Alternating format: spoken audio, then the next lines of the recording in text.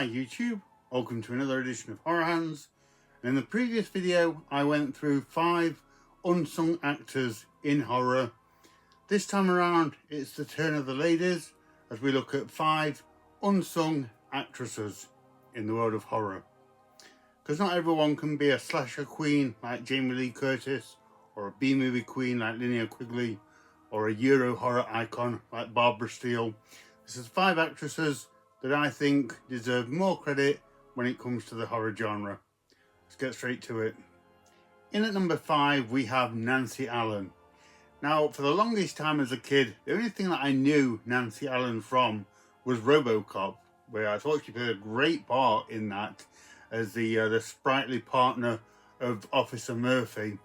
And then a bit later on I saw her in a couple of great sort of Brian De Palma movies, Dressed to Kill, which I always thought was his kind of American homage to the Italian Giallo films, and Nancy Allen fit into that really well. She plays a great part. And then most notably as Chris, the bullying teenager in Carrie, where she gives a really convincing performance, a love to hate presentation of this really spiteful high school girl, and really the catalyst to the story behind Carrie. She was really good in that movie. I've also seen her in the 1975 movie The Last Victim, which is a real kind of grimy drive-in exploitation film, so she's even kind of flown the flag for those little grindhouse movies as well. And I really enjoy everything that she's in. I think she's a great character actress, and manages to star in just about every film she was in was really good. I think she picks her scripts well. So in at number 5 we have Nancy Allen. In at number 4 we have Catriona MacColl, beautiful British actress who starred in an array of movies and television shows, but I'm putting her on here because for me she's most notable for her performances in Lucio Fulci's Gates of Hell trilogy, so City of the Living Dead, The Beyond and House by the Cemetery, 3 of my all-time favourite Italian horror films, and she gives a wonderful performance in all 3 of them. She really brings kind of a distinguished level of Britishness to these movies. There was a lot of English actors that starred in these Italian films, but I think Catriona MacColl is perhaps the most iconic of all of them. She brings a real classiness to these movies, and at times even looks and seems out of place in these very kind of lurid, eye-popping Italian films, but I think that kind of serves to the film's effect, in that it kind of adds to just the weird uneasiness of these Lucio Fulci movies, that his main star heroine seems so out of place in all the goings on. But yeah, she's wonderful in all 3 movies. She looks great on screen, and I love how she kind of just throws herself into these pretty gruesome roles and movies that Lucio Fulci put on. She isn't afraid to get stuck in and get covered in blood and guts and maggots and all things like that. So for a seemingly refined British actress, I give her a lot of credit. So in at number 4 we have Catriona MacColl. In at number 3 we have Hazel Court. Most notable for me as being the leading lady in The Curse of Frankenstein from 1957, which she's fantastic in. She shines all the way through that, puts in a great performance in one of the best Hammer horror films. But she's also in an array of other horror films as well. She's in The Man Who Could Cheat Death, which is a terrific movie, Mask of the Red Death with Vincent Price, and The Premature Burial, but to name a few, as well as a list of countless other movies ranging from the 1940s.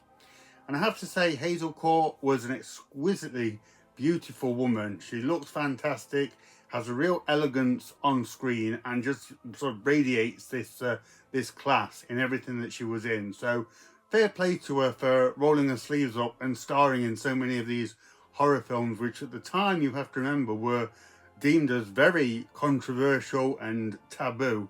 So yeah, I really applaud her for getting stuck in those and appearing in as many as she did, and putting in such a good performance as well. She's always wonderful to see on screen.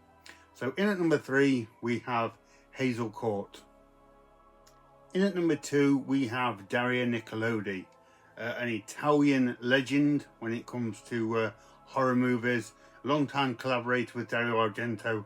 She was even married to the great man from 1974 to 1985 and appears in a number of his movies, including Deep Red, Suspiria, Inferno, and so many other great Italian horror films. Dario Argento has even gone on record to give her credit for a lot of the creative ideas behind his movies from that golden period in the 1970s and 1980s. So massive credit to her for being that influence to him during those times. And again, she's fantastic in everything that she's in. I have to say, I absolutely adore her in Deep Red. She brings a wonderful upbeat energy to what's a pretty macabre outing in that movie. She's the bubbly yin to David Hemmings's serious, stiff upper lip yang, and the chemistry between them works really, really well. It's one of the most delightful elements of that movie. But for me, if you're ever watching an Italian horror film and Daria Nicolodi's name comes up in the credits, you know it's going to be a good film. You know it's going to be a great performance from her, and you're in safe hands with the likes of that caliber starring in the movie. So in at number 2 we have Daria Nicolodi. And in at number 1, the most unsung horror actress, in my opinion, is Barbara Crampton. A fantastic actress. She was great in Reanimator. Thought she put a great performance in there. She deserved all the accolades just for that head scene, shall we say, alone. But has done so many movies since Reanimator. More movies that I can name in this video. But she has a really impressive film resume. And again, everything she's in just seems to be good. It seems to be enjoyable. I always like seeing her in the movies. She plays an array of different characters and things like that, and is still churning out movies to this day. And I have to say, even the modern films that I see her in, I do enjoy. She's also one of these actresses that really embraces the horror genre and talks passionately about the movies that she's in, which is great to see. I think in my previous video I described Tom Atkins as being the cool granddad of horror. I wouldn't be so cheeky to describe Barbara Crampton as a grandma, but she's more like the cool auntie of horror, and as I say, always seems to talk positively about the genre and the things that she's done. So that, alongside the real impressive list of movies she's done since the 1980s, for me, makes her really underrated. So number 1 on this list is Barbara Crampton. So there we go, guys. That is my top 5 unsung actresses and ladies of horror. Let me know what you think of that top 5. Let me know if you agree. If not, what would your top 5 be? I'd be really interested to know. So thank you very much for watching, and stay tuned for more videos.